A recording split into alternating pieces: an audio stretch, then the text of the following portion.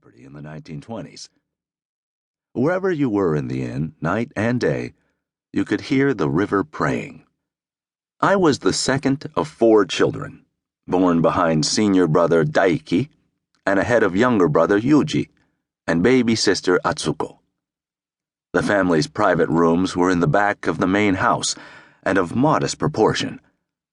We had 3 small rooms upstairs, in the attic eaves, and 2 larger rooms on the ground floor, separated by sliding Fusuma rice paper panels. Both floors of private rooms were connected by a steep wooden staircase, worn smooth by over 100 years of my family's passing feet. Our Oda family altar was downstairs, and in time, the Toshiba television set was installed upstairs. Behind the Fusuma panels were boxes carefully storing our family's history. Grandfather's uniform in the Imperial Army, great-grandmother's wedding kimono.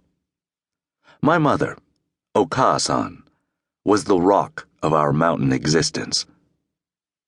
When I think of her now, I recall one hard winter night when a blinding snowstorm and howling winds blew furiously across the mountain cliffs.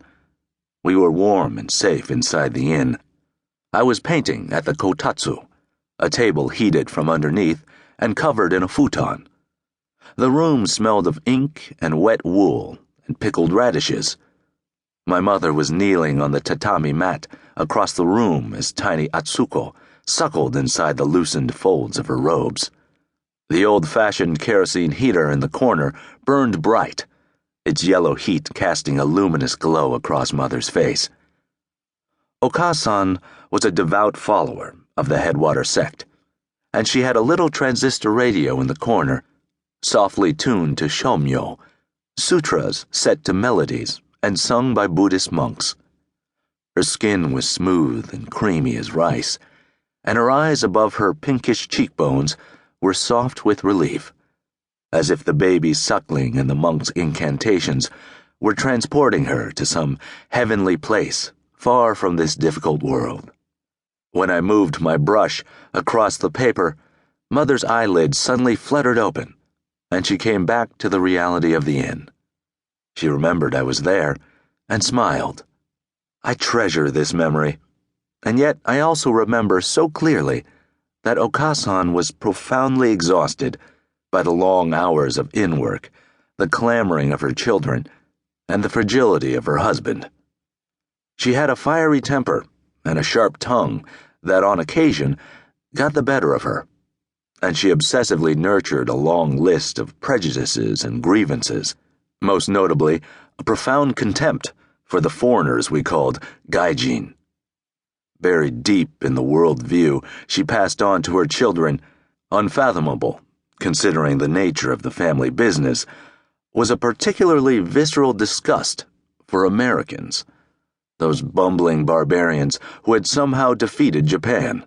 She would rail about how they had ruined our beloved ancient culture, about the evils of their modern technology, and the way they introduced 20th century consumerism. The few Americans who did make it to our mountain inn seemed to only confirm her worst impressions. "They smell bad," she insisted. "Like horse farts." I can still remember the morning she called my name while I was playing in the small garden that was sandwiched between the ryokan and the rocky cliff bank of the Kapagawa. I was about 9 years old at the time. The golden ray lilies were in bloom, and the Asian rosy finches were fluttering their wings and splashing about the carved bird bath. My mother called again, more urgently, and I put down my stick, dutifully making my way to the Fusuma door panel that connected the guest rooms to the main house. Leaving my sandals at the entrance, I slipped inside and walked the waxed and darkened corridor just as a white-haired couple wearing the house yukata robes emerged from their guest room. It was Mr. and Mrs. Nakamura, pilgrims from Kyoto, who came every year for prayer and ritual cleansing. They recognized me as the son of the innkeepers and greeted me courteously before separating at the end of the hall.